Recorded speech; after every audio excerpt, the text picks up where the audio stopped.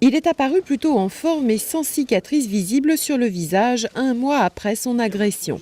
30 jours de convalescence qui n'ont pas changé le discours de Silvio Berlusconi. À la veille de la reprise de son procès pour corruption de témoins à Milan, le président du Conseil s'est à nouveau posé en victime face à ses détracteurs. Sur le plan politique, vous savez ce qu'ils disent de moi. Sur le plan judiciaire, je n'en parle même pas. Des agressions aussi violentes que celles dont j'ai été victime pendant mon meeting à Milan et pire encore. Sur le plan des attaques personnelles, ils essayent de détruire mon image et il y a même des attaques au sujet de mon patrimoine. Il ne restait plus que le plan physique et ça aussi, ils ont commencé à le faire.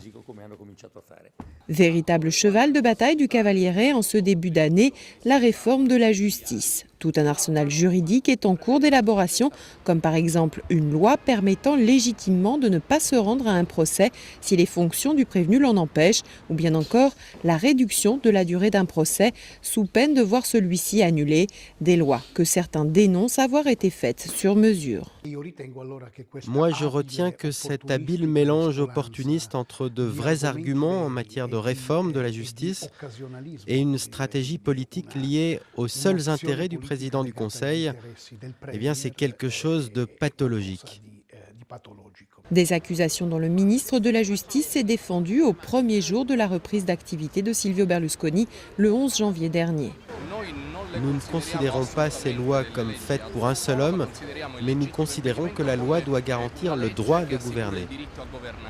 Deux gros procès vont donc reprendre ces prochains jours à Milan, mais nul ne sait encore si Silvio Berlusconi s'y rendra. Il avait invoqué des obligations institutionnelles lors des audiences préliminaires. Berlusconi doit répondre de corruption de témoins dans l'affaire Mills et de surfacturation de droits télévisés de sa société Mediaset.